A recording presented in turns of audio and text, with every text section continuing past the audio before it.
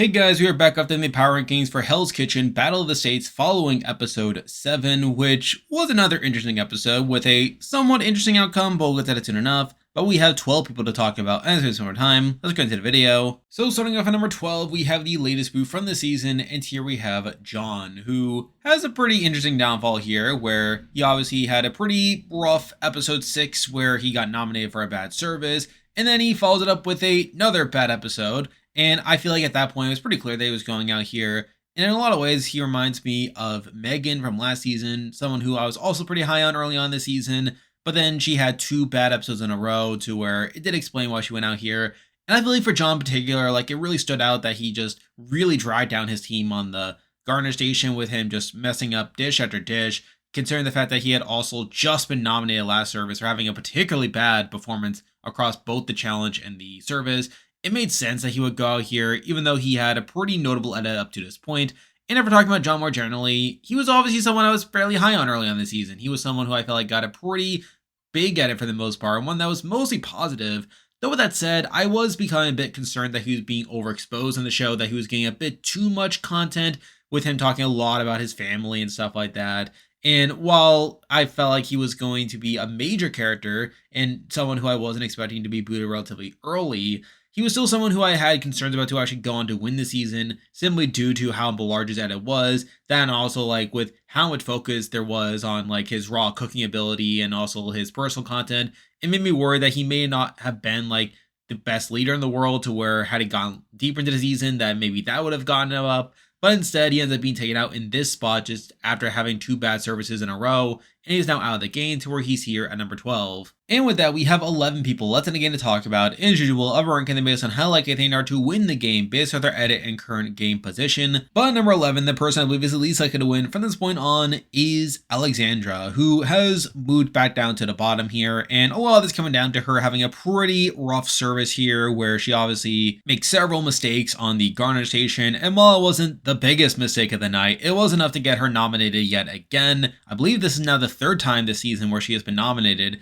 And it's just pretty clear at this point that she's probably the weakest overall chef on the red team left standing, and she'll probably be booted at the first opportunity someone else doesn't make a bigger mistake than her, to where I'm not feeling too great about Alexandra at this current point. She's someone who, despite her being a pretty notable character, I feel like we're getting to the point now in the season where those people may start to drop off and start to be cut along the way, to where I'm not feeling too great about Alexandra's longevity in the future, to where she's here at number 11. Now moving on to number 10, we have another person who I feel like had a pretty rocky service, though not the worst service in the world, but at number 10 we do have Jaden. And I feel like Jaden is probably the weakest chef left on the blue team at this point, where I feel like we've seen him having a number of pretty sloppy services, and this one being no different, where we see him really struggling on the fish station. He makes several mistakes there. And again, while he was not nominated for this service, I feel like at this point, I'm not really seeing the upside that Ramsay could see in someone like Jaden, or at this point, he's just not had like a single standout service, and with him also having several other sloppy services, and also him not really popping off on the show at this point, I just don't really see it for Jaden to actually go on to win the season. Now, how long he'll actually last, we'll have to see, but I feel like considering like where we're currently at with Jaden, where he hasn't really popped off on the show, the fact that he has had a number of pretty rough services, and with now other contenders starting to pop off more on the actual TV show, I feel like there isn't too much reason to have Jaden too much higher here than number 10. Now moving on to number 9, and we have someone who is also not great, but they at least had a better episode than Alexandra or Jaden, and here we have Cara Marie. And Cara Marie probably had the least flawed episode out of these bottom people here, where she obviously got a point in the challenge, and she got to talk about that, where that had been a whole storyline with her being the only person from the red team to not get a point in the challenge. And she finally does it. Mind you, like Anthony also got a point in her matchup, but again, a win's a win. And then she follows it up with an okay enough service where she doesn't make any mistakes there. She's not really talked about as a nominee. And in general, this is probably the cleanest performance we've seen from Cara Marie. And I feel like compared to Alexandra and Jaden, she doesn't really have any issues in this episode. Though with that said, she's still one of the weaker chefs on the board. She's not really someone I can see going on to win the season or really be seen as that strong of a contender, but the fact that she at least had a better episode than Alexandra or Jaden was enough to have her here at number 9. Now moving on to number 8, and this is someone who's remaining around the same spot here compared to last week, but at number 8 we do have Anthony, and I feel like not much has really changed for Anthony in my eyes, where while he does alright in the challenge, getting a point alongside Cara Marie, and has a fine enough service in himself, I still feel like Anthony hasn't really done much to elevate my view of him, where I still have the same issue with him as I had with before, where again, he gets a confessional talking about how Jon's nervous on Garnish and how he's messing it up, which I feel like is part of the issue that I had with Anthony, the fact that he's not really elevating his team. Now, mind you, I feel like this service was better for him than other ones, where we saw him working particularly well with Jada on their station. So again, this was probably a better episode for Anthony than some of the other ones, but I still have the same fundamental issue with Anthony. I feel like this episode didn't do much to make him a contender for me, and it's for the reason that I still have him here at number 8. Now moving on to number 7, and we have a similar person who has a similar issue, and this person has actually moved down a spot compared to last week. But at number 7, we do have Anaiya, and Anaiya had kind of a rocky episode here where she did get a visibility spike talking about how like she separated from Jada, how like they were pretty close to each other. And she does follow it up with a decent challenge performance, though once we get to the service, I feel like things get a bit more rough, where she does make a mistake on the meat station there, where she was bragging about that, talking about how like she's glad to be solo on meat station, only for her to make a mistake there, and she kind of gets dunked on for that. But then she gets even more negativity after the service, where she once again lashes out at her team for not performing well after they get kicked out, and you have the rest of the red team just not taking it well, where they just find her pretty annoying. And Cydni in particular really digs into Anaiya here, saying how Anaiya always holds the floor, she doesn't listen to others, and how if she were Gordon Ramsay, that she wouldn't have someone like Anaiya running the kitchen, which felt like a particularly damning line for Anaiya there, and probably a bad sign for her prospects moving forward, where even though she wasn't in danger going out in this episode, I feel like she's probably not being set up well to win, and I feel like the fact that there's just more of a focus on how she's just really dragging down her team is probably a bad sign for her there, and that's a big reason why I do have her here at number 7. Now moving on to number 6, and this is another person who I feel like had a pretty rough episode, all things considered, but at number 6 we do have Cydni. And Cydni's someone who I've had previously pretty high, and she obviously had a pretty decent service last week where she won the service for her team on the Wellington, only for her to follow it up with a pretty rough episode here where she ends up not doing the greatest in the challenge, losing a point against Jaden, and then following it up with a pretty bad service where she makes some mistakes early on with the scallops, and while I think Lisa also made some mistakes there, she ends up getting lumped in with Lisa there. But then obviously she gets lumped into probably the biggest mistake of the night, which is putting up raw chicken that really causes Ramsay to kick the team out of the service. She ends up getting nominated for the service as well, which is obviously not a great look. And just in general, this was obviously not the greatest showing for Cydni here. She gets nominated, she makes the biggest mistake of the night, and she does also not do the greatest across the episode here. So obviously those things are all things to consider in her placement. And there's definitely an argument for her being even lower, though I still think she could potentially recover from this point on. And while raw chicken is a pretty bad mistake to be making in an actual service, I feel like compared to the rest of the field here, I feel like she still at least has some upside here to where I could definitely see her recovering from this point on. And I still think she has enough positives to where I can't entirely dock her too much for this service, but it's still not the greatest look. And it's because of that she's here at number 6. Now moving on to number 5, and this is someone who has gone up, not so much because they themselves have gone up too much, but more so because other people have gone down. But at number 5, we do have Henry, and I feel like Henry's someone who I've never been that impressed by edit-wise, where I feel like a lot of his edit has been pretty surface level. And even now, I still don't think he's gotten the greatest edit in the world, where I feel like a lot of his content just kind of feels whatever. And even this episode is not particularly great for him, where he ends up making a mistake during the service. He ends up struggling on the fish station. He also volunteers to be nominated in this episode, which is something that I never look at too highly, where, yes, while Gordon Ramsay is looking for people who take accountability for their mistakes, it is still a competition. You should not be putting yourself into harm's way. I feel like there are other ways to admit that you made mistakes without actively putting yourself in the harm's way. And I think that if you are not defending yourself, then no one else will. So I do feel like volunteering for the block is almost never a good idea on Hell's Kitchen, but yet Henry does it. He gets nominated. And yes, while he does survive, I still don't think it's a great look here. And in general, I still don't feel that great about Henry in the grand scheme of things. And the main reason he is higher, though, is because other people had worse episodes, where obviously Cydni made a bigger mistake in this episode with putting up raw chicken. I feel like Anaiya and Anthony are people who have bigger holes in their edit, where they have more actively negative content at this point. That makes me less confident in them actually winning. I feel like Henry's biggest knock at this point is just the fact that he's not that prominent in the edit. And I feel like he's just not someone who we're not meant to be looking at as that major of a figure.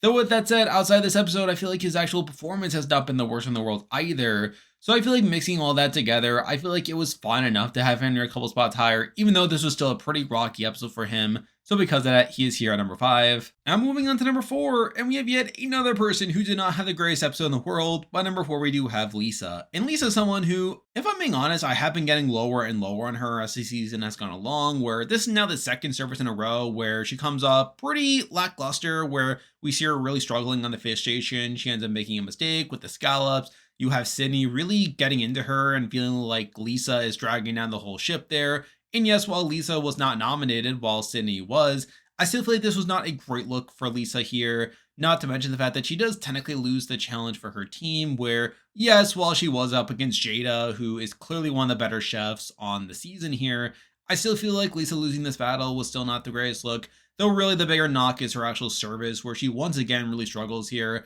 mixing in her bad performance in the last service where she really struggled on the Garner station, and her just not really like being well organized or communicating with the rest of her team. I feel like we are starting to see more and more evidence that Lisa is probably not the person that Ramsay will be looking for, where she hasn't really stepped up as a leader. I feel like we are starting to see more of her flaws now. And I could definitely see this being set up for her being booted down the road here. Now, how soon that will be, we'll have to see.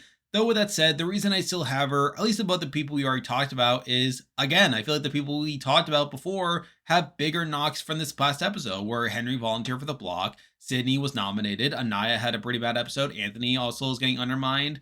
I feel like Lisa's not being as actively undermined as those people, mixing in the fact that she was not nominated, which is something that I can't say for Cydni or Henry here. But with that said, I'm still losing confidence in her to actually win the season by the end of it.